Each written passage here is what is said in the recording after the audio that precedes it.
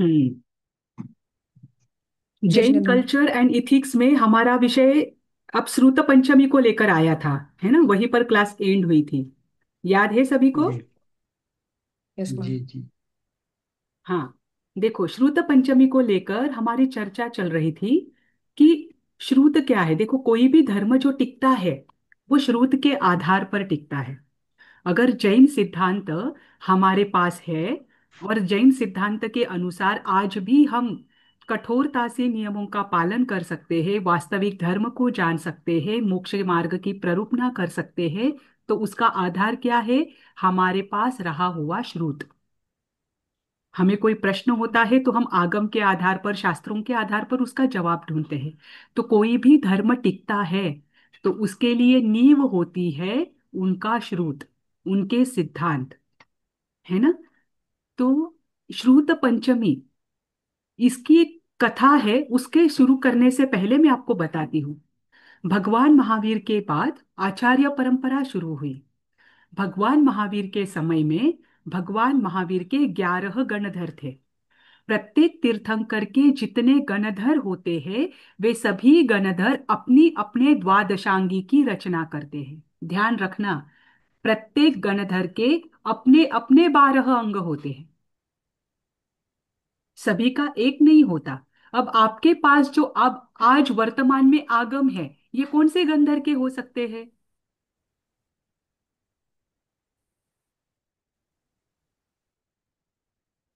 वर्तमान में आप सभी के पास आगम शास्त्र आदि है। उन आगमों के आधार पर बहुत बड़े आचार्य ने गौतम शास्त्रों की रचना की गौतम है। गढ़धर। जी। मेरी आवाज ब्रेक तो नहीं हो रही है हाँ। ना? नहीं नहीं हो रही ना मेरी आवाज ब्रेक? नहीं नहीं नहीं। नहीं मैडम, ठीक आ हाँ। रही। ठीक आ रही। हाँ। देखिए, आज वर्तमान में जो आगम हम सबके पास है उसका जो बेस है वो बेस है सुधर्मा स्वामी, जो गणधर थे, सुधर्मा अणगार, उनके आगम। ठीक। अभी क्यों मैं आपको बताती हूँ। चाहे श्वेतांबर परंपरा हो या दिगंबर परंपरा हो, आगम किसके चल सकते हैं? देखिए, भगवान महावीर के 11 गणधर थे। प्रत्येक गणधर के अपने अपने 500 शिष्य थे। प्रत्येक गणधर क्या करते थे? अपने शिष्यों को अपनी ही वाचना देते थे, है ना? अभी एक आप एक उसके पहले मैं आपको एक क्लियर करती हूँ कि सबके आगम कैसे होते हैं, फिर आगे मैं इस विषय को कंटिन्यू करूंगी।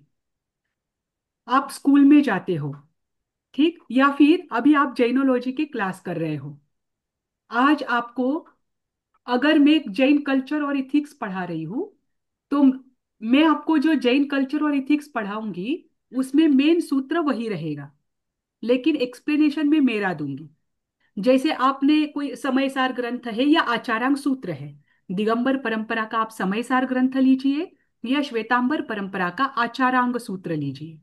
अगर आप कभी आचारांग सूत्र को पढ़ाने वाले 10 टीचर को देखते हैं या 10 आचार्यों को देखते हैं, तो प्रत्येक आचार्य सूत्र वही बोलता है, लेकिन उसका एक्सप्लेनेशन, उसके उदाहरण वो अपने अपने अनुसार देता है ना?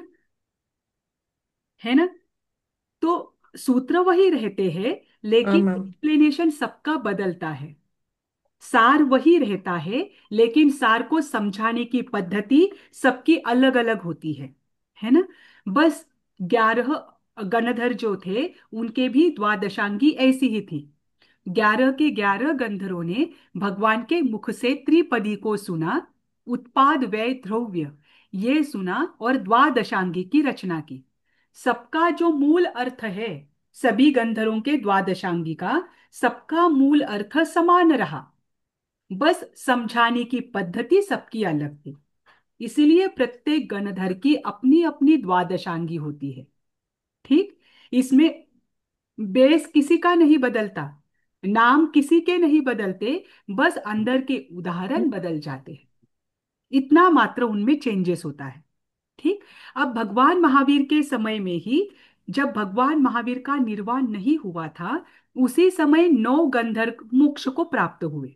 11 गंधर्व में से 9 गणधर भगवान महावीर के रहते हुए ही मोक्ष को प्राप्त हुए। बचे 2 गणधर। कौन से 2 गंधर्व बचे थे भगवान महावीर के निर्वाण के पहले? गौतम गणधर। हाँ, एक गौतम गणधर और एक सुधर्मा स्वामी, धर्म। है ना। ये दो गणधर बचे।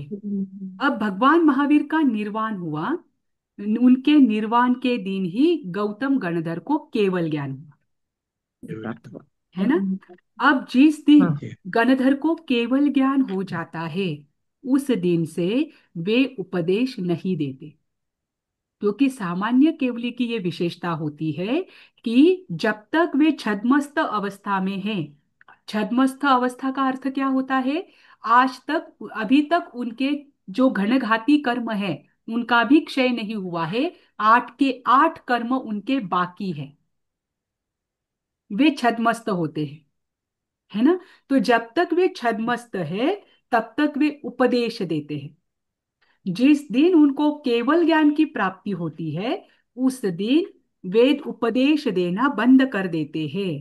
फिर जो बचे हुए गणधर है उनके पास इनके शिष्य चले जाते हैं। जैसे दीपावली के दिन भगवान महावीर का निर्वाण हुआ, उसी दिन गौतम गणधर को केवल ज्ञान हुआ, तो गौतम गणधर के जो शिष्य थे वे सारे सुधर्मा स्वामी के अंडर आ गए, है ना। अब गौतम गंधर तो बोलेंगे नहीं, अब तो उनको केवल ज्ञान हुआ है। अब सुधर्मा स्वामी की द्वादशांगी चल रही है, ठीक।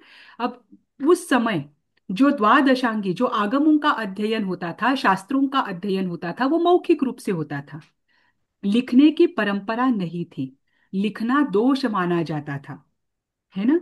तब मौखिक परंपरा से आगम एक दूसरे के पास ट्रांसफर हो रहे थे, गुरु शिष्य को पढ़ाता था, जो योग्य शिष्य होता था उसे 14 पूर्वों का ज्ञान हो जाता था, ठीक।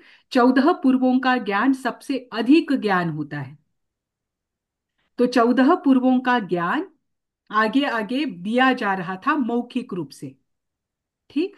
अब भगवान महावीर के निर्वाण के 600 वर्ष पश्चात, लगभग 6 मतलब ईसा की पहली शताब्दी में, मतलब आज से 2000 वर्ष पूर्व, ठीक, 600 वर्ष पश्चात दिगंबर और श्वेतांबर दोनों परंपराओं में एक एक घटना ऐसी हुई कि उस समय आचार्य ने अपना उपयोग लगाया। प्रत्येक आचार्य के पास, जिनके पास पूर्वों का आंशिक ज्ञान हो, देश रूप से ज्ञान हो या सर्व रूप से ज्ञान हो, उनके पास एक निमित्त ज्ञान भी होता है। उस निमित्त के आधार पर वे जान जाते हैं कि भविष्य कैसा होने वाला है। जैसे भद्रबाहु ने जान लिया था कि उत्तर में भयंकर दुष्काल आने वाला है, इस कारण से वे दक्षिण भारत में आए। उन्होंने वे किस आधार पर जाना, अपने निमित्त ज्ञान के आधार अमित। पर, अपने ज्ञान के आधार पर जान लिया कि यहाँ पर 12 वर्षों का भयंकर दुष्काल आने वाला है, जैन धर्म की रक्षा के लिए हमें दक्षिण की ओर जाना अनिवार्य है ना। ये निमित्त ज्ञान से आचार्यों ने जाना कि आज तक जो मौखिक रूप से ज्ञान चल रहा था, अब वो मौखिक रूप से ज्ञान रह नहीं सकता, क्योंकि भूलने की परंपरा शुरू हुई है। श्वेतांबर परंपरा में देवर्षि गणिक क्षमाश्रमण ऐसे आचार्य हुए जिन्होंने संपूर्ण श्रुत लिखवाया, संकलित किया। उन्होंने अपने मन से नहीं लिखा, जिसको जो जो भी याद था वो लिखवाया, ठीक। और दिगंबर परंपरा में आचार्य धरसेन ऐसे हुए कि जिनको ध्यान में आया कि क्या, एक मिनट, हाँ।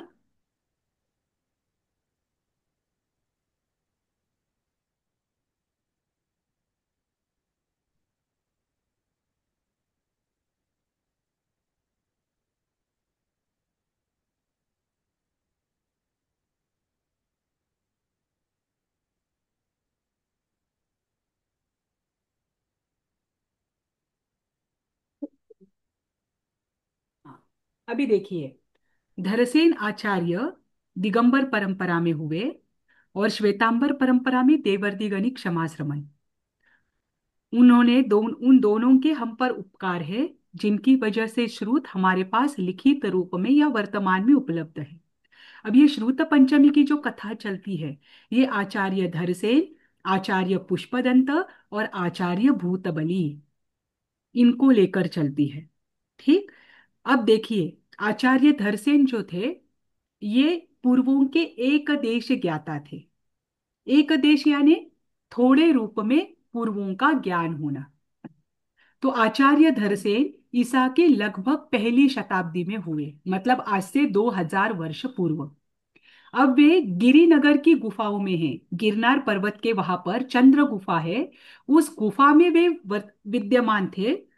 उन्होंने निमित्त ज्ञान से जाना कि मेरा अब अंतिम समय निकट है और मेरे बाद ऐसा कोई नहीं है जिनके पास पूर्वों का आंशिक ज्ञान हो। मुझे ये पूर्वों का आंशिक ज्ञान आगे के पीढ़ी को, अगले शिष्यों को देना जरूरी है, क्योंकि ये जिन शासन की सेवा है, श्रुत का संरक्षण आवश्यक है। तब उन्होंने क्या किया? आंध्र प्रदेश में मुनियों का समूह विद्यमान था, महिमा नगरी में।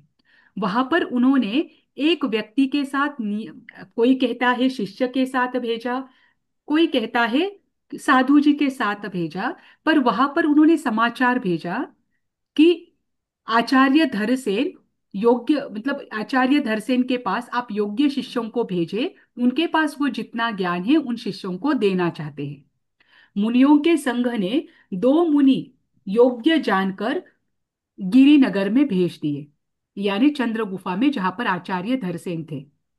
ठीक। अब वो वहां पर जाने के बाद, जब वे वहां पर जा रहे थे, उसी दिन सुबह सुबह में आचार्य धरसेन को स्वप्न आया कि दो वृषभ मेरे पास आए। किसी ने सुना है इस स्वप्न के बारे में?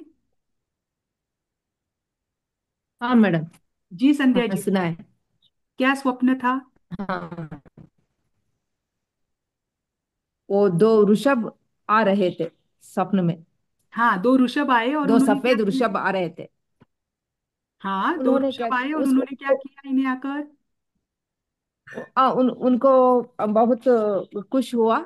वो ने वो उन दोनों को एक परीक्षा लेती है, एक एक मंत्र देती है। हाँ, पर परीक्षा वृषभ, लेती। जी जी जी, वो तो हाँ आगे की परीक्षा बात है लेती। आने के बाद, पर आने के पहले जो स्वप्न देखा उसमें क्या हुआ? वो हाँ वृषभ क्या कर रहे थे? वृषभ, वो तो भूल गई हूँ। अच्छा, मालूम नहीं कोई मैडम। बात नहीं। दो एकदम धवल ऋषभ आए और वृषभ ने आकर इनको वंदन नमस्कार किया। उनका विनय देखकर वो जान गए कि मेरे पास जो आज शिष्य आएंगे, निश्चय ही वे अत्यंत विनयवान होंगे। ठीक। अब ये दो मुनि आते ही देखो, पहले ही स्वप्न आया था, उनको तो विश्वास था कि जो मुझे स्वप्न आया है उसके अनुसार ये दो मुनि योग्य है। पर फिर भी ये हमारे आचार्यों की परंपरा रही है कि जिनको हम इतना श्रुत ज्ञान दे रहे हैं, वो श्रुत ज्ञान प्राप्त करने के योग्य भी है या नहीं, ये परीक्षा ली जाए। क्योंकि जहर तो हर कोई पचा सकता है, अमृत पचाने का कार्य मात्र महापुरुष ही करते हैं। ध्यान रखना, हम जहर पचा सकते हैं लेकिन अमृत नहीं पचा सकते। और ज्ञान अमृत है, उसके लिए बहुत बड़ा हृदय चाहिए, विशाल हृदय चाहिए, वही व्यक्ति क्या कर सकता है, ज्ञान को पचा सकता है। उसकी बुद्धि कैसी चाहिए? प्रगल्भ चाहिए। अब इसीलिए हमारे आचार्य क्या करते थे, अपने शिष्यों की परीक्षा लेते थे। आचार्य धरसेन ने भी आने के बाद, जैसे परंपरा के अनुसार शिष्य अगर ज्ञान प्राप्त करने के लिए आए हैं तो उनकी परीक्षा लेना आवश्यक है। आचार्य धरसेन ने भी क्या किया, उन दो मुनियों की परीक्षा लेने का सोचा। उन दो मुनियों को कहा कि आपको मैं एक एक मंत्र देता हूं, उस मंत्र को आपको बेले बेले की तपश्चर्या के साथ सिद्ध करना है। देखो, सिद्ध करना है अर्थात जो भी उसके हाँ। अधिष्ठात्रा देवी और देवता है, वो मंत्र पूर्ण होने के बाद उनका सामने प्रकट होना आवश्यक है, इसे कहते हैं सिद्ध करना। ठीक। अब उन्होंने दोनों को एक एक मंत्र दिया। दोनों भी अलग अलग गुफाओं में चले गए और बेले की तपश्चर्या के साथ उन्होंने मंत्रों का पठन शुरू कर दिया। और मंत्र पूर्ण होने के पश्चात उनकी एकाग्रता देखिए, वो मंत्र सिद्ध हुआ और जी उस मंत्र के अनुसार अधिष्ठात्री देवी उनके सामने प्रकट हुई। अब पुष्पदंत और भूतबली थे। पुष्पदंत के सामने जो देवी प्रकट हुई, उसके दांत बड़े बड़े थे। और भूतबली के सामने जो देवी प्रकट हुई, वो एक आंख से कानी थी। ठीक।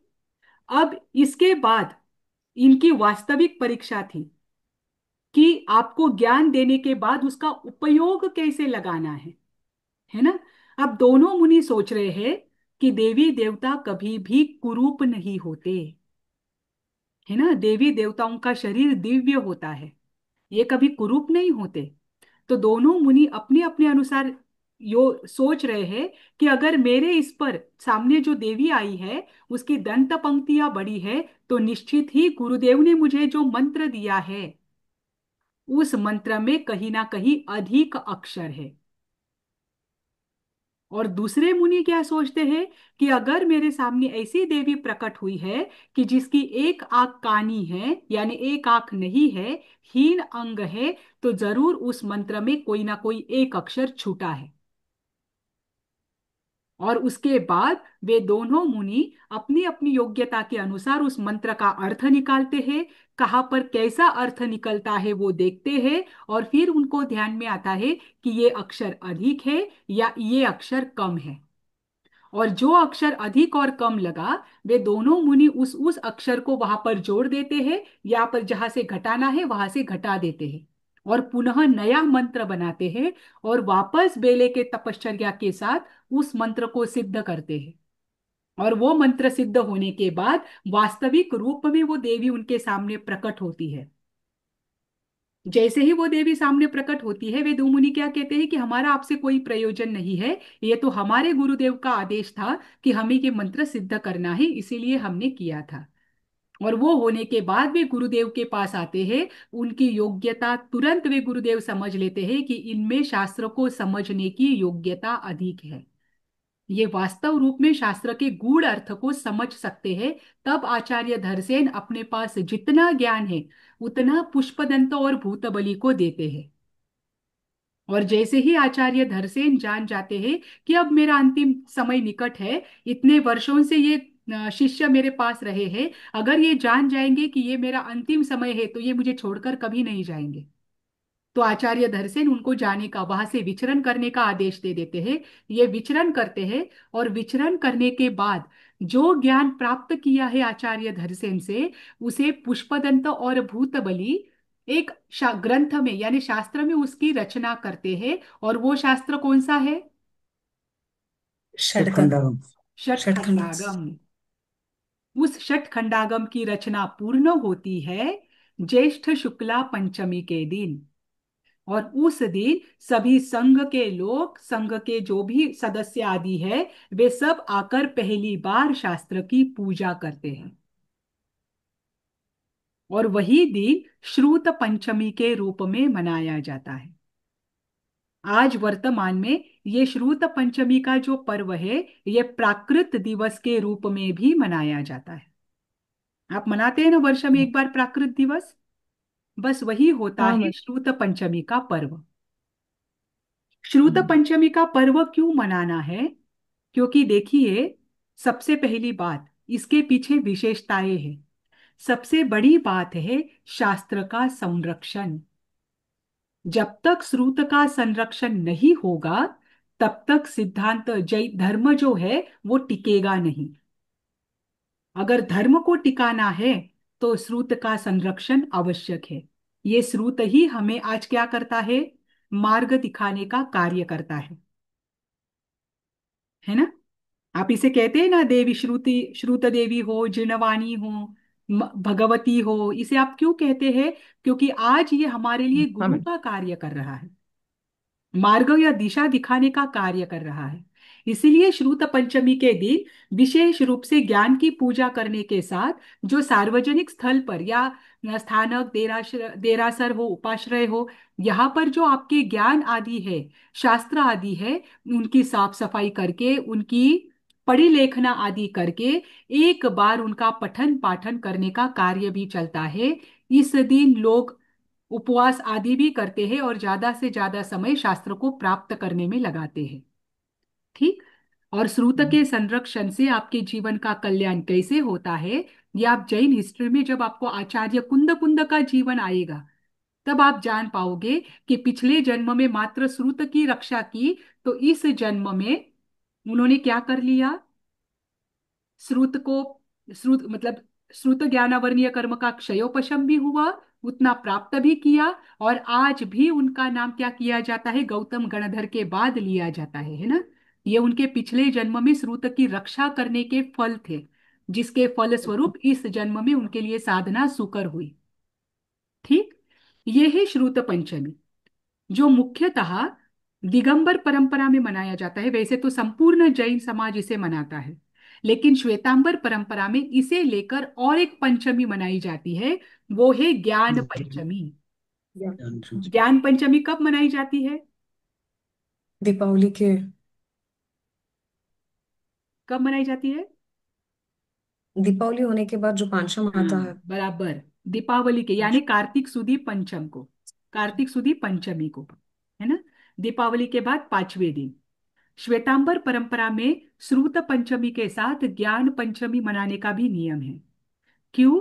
क्योंकि इससे ज्ञानावर्णीय कर्म का अगर क्षयोपशम करना है, क्षय करना है, तो इसकी एक विधि यहाँ पर बताई है। जैसे दिगंबर परंपरा में आप अनंत चतुर्दशी की विधि देखेंगे, सुगंधा दशमी की विधि देखेंगे। श्वेतांबर परंपरा में भी आप जो है आयंबिल आदि की विधि देखेंगे। विविध प्रकार के तप, विहरमान तप आदि होते हैं, जो कि हमारे कर्मों के क्षय करने के लिए होते हैं। ये श्वेतांबर और दिगंबर दोनों परंपराओं में पाया जाता है। लेकिन ये ज्ञान पंचमी का जो पर्व है, ये श्वेतांबर परंपरा में अधिक रूप से देखने को मिलता है। ठीक। ये ज्ञान पंचमी होती है अगर हमारे ज्ञान पर आवरण आया है। हमारे ज्ञान पर आवरण आता है ना। कभी अगर आपको पिक्चर देखने के लिए कहो तो हमें बोर नहीं होता है, पर अगर हमें ज्ञान की कोई बात करने के लिए कहो तो हमें नींद आती है ना। कभी हम स्तवन व्याख्यान सुनने के लिए जाते हैं, प्रवचन सुनने के लिए जाते हैं, अगर कोई कठिन विषय आ जाता है तो सर तक उठता है। क्यों? क्योंकि अभी भी हमारा ज्ञान में रस नहीं है। कहीं ना कहीं ज्ञान प्राप्त करने का जो आनंद है, वो आनंद हम अंदर से उपभोग नहीं कर पाते हैं। इस कारण से ये हमें कठिन लगता है। तो ये ना हो, हमारे ज्ञानावर्णीय कर्मों का क्षय हो, इसीलिए एक विधि यहाँ पर बताई है, जो कि ज्ञान पंचमी के दिन होती है। ठीक। कार्तिक सुदी पंचमी को मनाया जाने वाला ये पर्व है, और ये 5 वर्ष 5 महीने का होता है। प्रत्येक वर्ष, प्रत्येक पंचमी में ये उपवास आदि किया जाता है, और उस दिन एक विधि कराई जाती है। जैसे 51 बार लोगस्य सूत्र बोला जाता है, 51 बार आपको जो द्वादश आवर्तक की पार्टी है, इच्छामि क्षमा समनो आदि, उनका पठन पाठन किया जाता है। 51 बार वंदना की जाती है, 51 बार नमुत्थुनम का पाठ बोला जाता है, और 20 नमो नानस्य की माला फेरी जाती है। ये इसकी विधि होती है। दोनों समय प्रतिक्रमण करना आवश्यक है, उपवास के साथ किया जाता है। अगर उपवास करने की क्षमता नहीं हो तो आयंबिल और एकासन, ये तपश्चर्या करके इस व्रत की आराधना की जाती है। हर पंचमी को ये व्रत किया जाता है, हर महीने की शुक्ल पंचमी को। शुक्ल और कृष्ण पता है ना सभी को? हाँ। पता है। हाँ हाँ। हाँ मैडम। पूर्णिमा के जी। पहले जो पंचमी आती है वो शुक्ल पंचमी, और अमावस के पहले जो पंचमी आती है वो कृष्ण पंचमी। ठीक। शुक्ल यानी सफेद, और कृष्ण यानी अंधकार, काला। अमावस क्या करती है? आकाश में अंधकार को बढ़ाती है। और चांदनी क्या करती है? आकाश में प्रकाश फैलाती है। तो जो क्या बोलते हैं उसे, पक्षी के, जिसमें पूर्ण चंद्रमा होता है, ऐसे पक्षी के जो 15 दिन हैं, उन 15 दिनों में जो पांचवा पंचमी का दिन होता है वो शुक्ल पंचमी होती है, और अमावस के जो 15 दिन होते हैं उनमें जो पांचवा दिन होता है वह कृष्ण पंचमी होती है। ठीक। तो ये कार्तिक अमावस के बाद शुक्ल कार्तिक पूर्णिमा के 15 दिन होते हैं। तो कार्तिक पूर्णिमा के 15 दिनों में जो पांचवा दिन है, यानी कार्तिक अमावस के बाद पांचवा दिन, ये होती है कार्तिक सुदी पंचमी यानी शुक्ल पंचमी। ठीक। अब इसे लेकर श्वेतांबर परंपरा में एक प्रसंग आता है, मैं शॉर्ट में आपको बताती हूँ क्योंकि हमें और फेस्टिवल्स और तीर्थ को लेना है। वरदत्त गुणमंजरी, इनका वर्णन आता है। वरदत्त पूर्व भव में और गुणमंजरी पूर्व भव में कैसे ज्ञानावर्णीय कर्म का बंध करते हैं, जिस कारण इस जन्म में उनको कुष्ठ रोग भी होता है। दोनों भी ज्ञान प्राप्त करने के लिए बिल्कुल योग्य नहीं होते हैं, कर नहीं पाते हैं। गुणमंजरी गूंगी होती है। देखिए, गुणमंजरी सेठ के यहाँ पर जन्मी है, वरदत्त राजकुमार है। एक राजकुमार होने के बाद भी ज्ञान का एक अंश मात्र उनको नहीं चढ़ पाता है। किसकी वजह से? क्योंकि ज्ञानावर्णीय कर्म का उत्कृष्ट क्षयोपशम, उत्कृष्ट बंध था। आपने आचार्य पाणिनि के बारे में सुना है कभी? पाणिनि के नहीं बारे मैम। में सुना है? नहीं मैम। संस्कृत हाँ भाषा पता है सभी को? हाँ हाँ मैडम, संस्कृत सुना भाषा है। का व्याकरण जो पूरे जगत में प्रसिद्ध है, संस्कृत हाँ। भाषा का एक ही व्याकरण वर्तमान में चलता है, क्योंकि जो कि वो सबसे आसान और सबसे सिस्टमैटिक है, वो है पाणिनि का व्याकरण। ये पाणिनि जो थे, ये उपाध्याय मतलब ब्राह्मण परंपरा से थे। अब पाणिनि तो अभी हुए हैं 5वें आर्य में ही। पाणिनि जो थे, वे गुरुकुल में गए थे, और गुरुकुल में पढ़ने के, देखो पहले तो ब्रिटिशर्स यहाँ पर आने के पहले यहाँ पर गुरुकुल परंपरा चलती थी, है ना। तो बच्चों को 8 वर्ष का होते ही गुरुकुल में भेजा जाता था, और जब वे 25 वर्ष के होते थे तब लड़कों को वहां से लाया जाता था। आप सोचिए इतने वर्ष तक वे गुरु के पास रहते थे। तो पाणिनि को भी नालंदा भेजा गया। तब तो दो ही विश्वविद्यापीठ थे, एक नालंदा और एक तक्षशिला। ठीक। नालंदा भेजा गया। पाणिनि वहां पर पढ़ रहे हैं, लेकिन एक भी सूत्र पढ़ नहीं पा रहे हैं। एक भी सूत्र उनके दिमाग में जा नहीं रहा है। अब उनके बुद्धू था। साथ वाले आगे चले गए, ये पिछली कक्षा में रह गए। उनको एक भी सूत्र नहीं जा रहा है। 3 वर्ष हो गए, 4 वर्ष हो गए, आखिर में क्या हो गया, गुरु भी थक गए कि मैं पहले दिन से पाणिनि को एक ही सूत्र पढ़ा रहा हूं, लेकिन आज तक ये एक भी सूत्र नहीं पढ़ पाए हैं। तो ये आगे कुछ नहीं कर पाएगा, क्या फायदा। तो गुरु ने भी एक दिन थक कर उसे गुरुकुल से निकाल दिया, उस बच्चे को। अब वो बच्चा कहाँ गया? 10-11 वर्ष का बच्चा है। वो बच्चा कहाँ गया? अपने माता पिता के घर गया। उस समय नहीं पढ़ना, बच्चों का नहीं पढ़ना, ये बहुत बड़ा अपमान माना जाता था। उनके माता पिता को बुरा लगा कि आज ये पढ़ ही नहीं पा रहा है, तो ये आगे क्या घर चलाएगा। और वो तो वैसे भी ब्राह्मण परंपरा से थे। तो ब्राह्मणों में तो वैसे भी क्या किया जाता था, समय उस समय ज्ञान, संस्कृत वेदांग का ज्ञान दिया जाता था। तो पाणिनि को वहां से भी घर से निकाल दिया। अब पाणिनि जो है, वो जंगल में चले गए, और जंगल में जाने के बाद क्या करे कुछ समझ में नहीं आ रहा। तो वो साधना करने के लिए बैठ गए कि मैं कुछ नहीं कर सकता हूं, मैं ज्ञान प्राप्त नहीं कर सकता हूं, तो मैं ध्यान कर लूं। ठीक। अब ये ध्यान कर रहे हैं, लगातार 14 वर्ष तक उन्होंने ध्यान किया। आप सोचिए, अब ये जो पाणिनि है ना, इनको लेकर पहले गुरु ने देखा। गुरु हर दृष्टि से आपके शरीर के लक्षण आदि देखकर भी जानते हैं कि आप में कितनी क्षमता है अभी वर्तमान में। उन्होंने क्या किया था, उनके गुरु ने उनका हाथ देखा। आपको बहुत सारी बातें यहाँ पर क्लियर होगी कि जैन दर्शन किसे कार्य कारण मानता है। तो उन्होंने उनका हाथ देखा, पाणिनि का, उनके गुरु ने। आपके हाथ पर कम से कम 3 रेखाएं हैं ना? प्रत्येक व्यक्ति के हाथ पर कम से कम 3 रेखाएं होती ही है। ऐसा आपने कोई हाथ देखा है कि किसके हाथ पर रेखा ना हो? नहीं देखा ना। पाणिनि के हाथ नहीं। पर एक भी रेखा नहीं थी। सोचिए आप, एक भी रेखा उनके हाथ पर नहीं थी। उनके गुरु ने अर्थ लगाया कि इनके हाथ पर एक भी रेखा नहीं है, इसका मतलब ये दरिद्री है, ये कभी ज्ञान प्राप्त नहीं कर सकता। ठीक। अब पाणिनि को तो वहां से भेज दिया जब उनका भविष्य देखा उनके हाथ में। तो अब पाणिनि जंगल में चले गए, और कुछ आता तो है नहीं कि जिसका वो क्या करे, बार बार पठन पाठन करे। पाणिनि ने ध्यान लगाना शुरू किया। लगातार 14 वर्ष तक वे ध्यान में रहे, और ध्यान में रहने के बाद एक दिन अचानक उनको शंकर का डमरू है, शिव का डमरू होता है ना, वो डमरू की आवाज सुनाई दी। आप सोचिए कि ज्ञान कहाँ कहाँ से प्राप्त हो सकता है। उनको वो डमरू की आवाज सुनाई दी, और उन डमरू की आवाज में से जो आवाज उनको सुनाई दिया, उस पर उन्होंने 14 प्रत्याहार सूत्र बनाए। जैसी आवाज आई वैसा सूत्र बनाया, और इन 14 प्रत्याहार सूत्रों के आधार पर संपूर्ण संस्कृत व्याकरण की रचना पाणिनि ने की। और उनका ही संस्कृत व्याकरण सबसे सिस्टेमैटिक है और आज सभी जगह में पढ़ाया जाता है।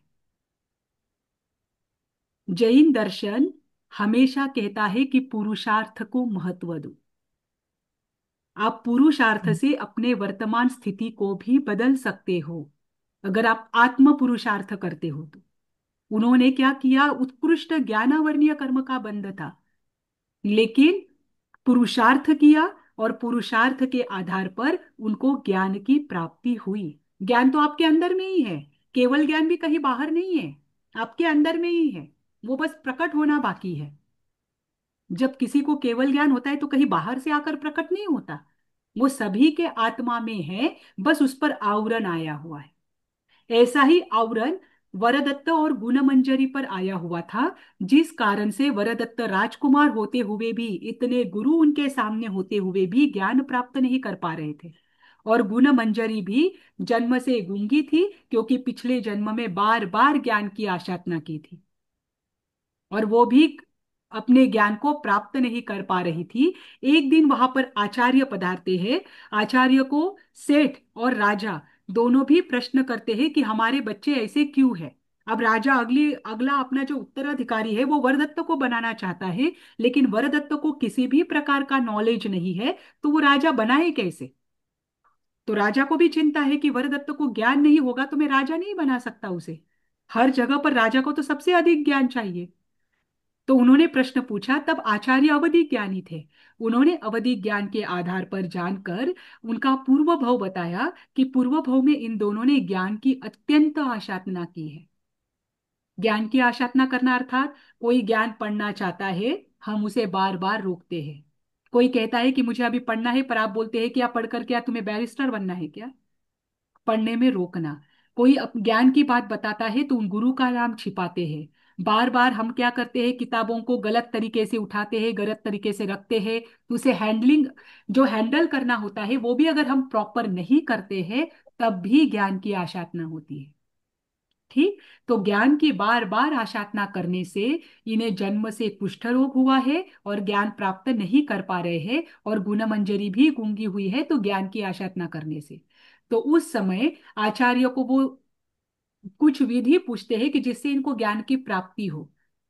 तब आचार्य ये ज्ञान पंचमी की जो विधि है ये उनसे करवाते हैं। मैं आज भी आपको बोलती हूँ कि हमारे किसी भी प्राचीन आचार्य ने, चाहे दिगंबर परंपरा के हो चाहे श्वेतांबर परंपरा के हो, भौतिक सुख और भौतिक ऐश्वर्य आपको प्राप्त हो इस अपेक्षा से कभी भी कोई भी विधि नहीं बताई है। जो भी विधि बताई है आप अपनी आत्मा का कल्याण करो इसके लिए बताई है। इस निमित्त से आप धर्म से जुड़ोगे, धर्म में आनंद आएगा और आपको मोक्ष का सुख प्राप्त होगा, ये देखकर विधि बताई है। ठीक। तो किसी भी विधि को आप अपने भौतिक प्रयोजन के लिए इस्तेमाल ना करें। जब भी आप कोई विधि करें, भले ही ज्ञान पंचमी की हो भले ही श्रुत पंचमी की हो, उसके पीछे आपका उद्देश्य एकमात्र यही रहे कि आपके मन में कोई इच्छा अब नहीं रहे। अब आपका मन हमेशा आत्मा में रमन करे, धर्म में रमन करे, जब तक मोक्ष की प्राप्ति ना हो। ठीक। अब इन्हें भी वो आराधना इसीलिए दी ताकि धर्म पर इनका विश्वास और दृढ़ हो और ये इस जन्म में ही सही धर्म के मार्ग में लग जाए। ये दोनों भी इतने उत्कृष्ट भावों के साथ उस तप की आराधना करते हैं कि बाद में इसका कुष्ठ रोग वरदत्त का जो था वो भी नष्ट होता है, और गुणमंजरी भी क्या करती है, धीरे धीरे बोलने लगती है, और दोनों को बाद में ज्ञान की प्राप्ति होने लगती है। तो इसका परिणाम जानकर तब से यह परंपरा चलती आ रही है कि ज्ञान पंचमी का पर्व करना चाहिए। ये फल भी उनको कब दिया, जब इन्होंने निस्वार्थ भाव से उस विधि को किया। उनकी कोई अपेक्षा नहीं थी कि मुझे बोलना आएगा, इनको कोई अपेक्षा नहीं थी कि मेरा कुष्ठ रोग जाएगा। इनको मात्र इतना था कि पिछले जन्म में हमने कर्म किए हैं, इस जन्म में हमें मात्र धर्म करना है। ठीक। तो ये ज्ञान पंचमी का पर्व कब मनाया जाता है, कार्तिक सुदी पंचमी के दिन। श्रुत पंचमी कब मनाई जाती है। जेठ हाँ। जेठ शुक्ला कृष्णा पंचमी। पंचमी। ज्येष्ठ शुक्ला जेठ पंचमी के दिन। शुक्ला पंचमी, जेठ शुक्ला और पंचमी। ज्ञान पंचमी कब मनाई जाती है। कार्तिक का शुद्ध कार्तिक पंचमी। शुक्ल पंचमी। कार्तिक शुक्ल पंचमी के दिन। अक्षय तृतीया कब मनाई जाती है? अक्षय तृतीया, क्या मैडम? अक्षय वैशाख तृतीया तो शुक्ला तृतीया के दिन, वैशाख है ना? ध्यान रखना। अब इसके बाद आता है दीपावली। दीपावली पर्व को लेकर आपको क्या पता है जैन दर्शन के अनुसार? मैडम, एक एक डाउट पूछूं मैडम? जी जी जी, पूछिए। मैडम, आप बोले थे वो गणधर ने छद्मस्त अवस्था में उपदेश देता है केवल ज्ञान प्राप्त होने के बाद। नहीं वो देते। बात नहीं करते। हाँ, लेकिन तीर्थंकरों ने केवल ज्ञान छद्मस्त अवस्था में बात नहीं करते ना, वो केवल ज्ञान होने के बाद ही उपदेश देता है की ना। बात। हाँ, जी। सही हाँ, सही। हाँ, हाँ ये दोनों का डिफरेंस है मैडम। हाँ, सही, यही डिफरेंस है। डिफरेंस देखो, है। मैं हाँ ये भी बात आपको क्लियर करती हूँ। अब आपने टॉपिक निकाला है तो ये आपकी बात बिल्कुल हाँ सही है। ये दोनों में डिफरेंस है हाँ कि तीर्थंकर हाँ केवल ज्ञान के बाद पहला उपदेश देते हैं, और हाँ गणधर या कोई भी सामान्य केवली जब तक छद्मस्त है तब तक ही उपदेश देते हैं। केवल हाँ ज्ञान के हाँ। बाद कोई उपदेश नहीं देते। वो क्यों नहीं ओ, देते, उसके पीछे मैं कारण बताती हूँ। हाँ केवल ज्ञानी बन चुके हैं वे, कोई भी सामान्य व्यक्ति है, वे जब तक छद्मस्त होते हैं तब तक उपदेश में क्या कहते हैं कि तीर्थंकरों ने ऐसा कहा है। शासन किसका होता है? तीर्थंकर का, है ना? तो कोई भी हाँ मुनि जब तक छद्मस्त अवस्था में है तब तक जब वो देशना देते हैं तब क्या कहते हैं कि तीर्थंकरों ने ऐसा कहा है। हमारे जो हाँ तीर्थंकर हुए उन्होंने ये कहा है। अब उनको हाँ वही छद्मस्त मुनि को अगर केवल ज्ञान हुआ, तो केवल हाँ ज्ञान होने के बाद कोई भी केवली ये नहीं कहता कि तीर्थंकरों ने ऐसा कहा है। वो कह ही नहीं सकते। हाँ। क्यों नहीं कह ओके। सकते? क्योंकि केवली संपूर्ण लोक को अपनी आत्मा से देख रहे हैं। हाँ। अब उनको किसी प्रमाण की या किसी का नाम लेने की जरूरत नहीं है। अब केवली क्या नहीं। कहेंगे? मैं अपने ज्ञान से देख रहा हूं, इस ज्ञान में हम्म यह प्रत्यक्ष हो रहा है। अब यहाँ पर वे हम्म। तीर्थंकर का नाम नहीं ले सकते, क्योंकि केवली हाँ खुद अपनी आंखों से सब देख रहे हैं, संपूर्ण लोक को देख रहे हैं, हाँ है ना? हाँ हाँ तो मैडम। हाँ केवली हमेशा ये बात करते हैं, लेकिन शासन तीर्थंकर का चलता है। हाँ तो वहां पर केवली हाँ की अलग से कोई भाषा नहीं चलेगी। केवली से केवली का कोई अलग से कोई पंथ नहीं चलेगा। इसीलिए जिस दिन केवल ज्ञानी को केवल ज्ञान होता है, सामान्य केवली को केवल ज्ञान होता हम्म, है, उस दिन से वे मौन हो जाते हैं। क्योंकि कोई भी हाँ केवली ये नहीं कहेगा कि तीर्थंकरों ने ऐसा कहा है ना? हाँ उनको खुद दिख मैडम। रहा ओ, है। ये मुझे और ये हाँ। कहना एक व्यवहार होता है। ये व्यवहार के लिए केवली का क्या होता है, ऐसा कहना जरूरी, मतलब कि नहीं कहना चाहिए, क्योंकि शासन तीर्थंकर का है। इसीलिए केवली हाँ मौन होते हैं। केवली बाद में हाँ देशना नहीं देते। अगर मैडम कोई एक प्रश्न और प्रश्न। यही, हाँ, जी। इसी सर ये छद्मस्त जो आपने वर्ड यूज किया, ये 10वें गुण स्थान तक रहता है? 11वें गुणस्थान तक छद्मस्त होता है, 12वें गुणस्थान तक भी छद्मस्त होता है। 12वें गुणस्थान के अंतिम समय में चारों ही घाती कर्मों का, पहले मोहनीय कर्म का क्षय होता है, फिर या ज्ञानावर्णीय, दर्शनावर्णीय और अंतराय, इन तीनों का नहीं, एक साथ क्षय होता है, और फिर कुछ वे लोग मैडम, वितराग में बनते हैं। नहीं कुछ लोग मैडम ये कहते हैं कि 10वें गुण स्थान में संजुलन कषाय खत्म हो जाती है, यानी नहीं कषाय होती का है। पूर्ण ना जी। देखो, संज्वलन संजुलन कषाय कषाय में संज्वलन लोभ उनका थोड़ा बाकी होता है। बाकी रहता है 10वें में। संज्वलन लोभ, सूक्ष्म हाँ हाँ संपराय नाम है ना उसका। हाँ संप्रदाय है सूक्ष्म लेकिन हाँ संपराय उनका हाँ बाकी है। हाँ, अच्छा थोड़ा बाकी अच्छा। रहता है। सूक्ष्म संपराय यानी सूक्ष्म कषाय, वो तो 12वें कषाय। गुण स्थान में क्षय हो जाता है। तो 12वें अच्छा गुण हम ये समझ स्थान रहे। तक वे जी। छद्मस्त है। ठीक। हाँ मैडम। ठीक? और 12वें अच्छा गुण अच्छा। स्थान के अंतिम समय में जैसे ही उनके चारों घनघाती कर्म क्षय हो जाते हैं, वैसे ही वे 13वें गुण स्थान में जाते हैं, और तब वे केवली बन जाते हैं। पर इतना छप्पक निश्चय श्रेणी, है। हाँ, बोलिए। छप्पक श्रेणी मैडम 12वें से शुरू होती है छप्पक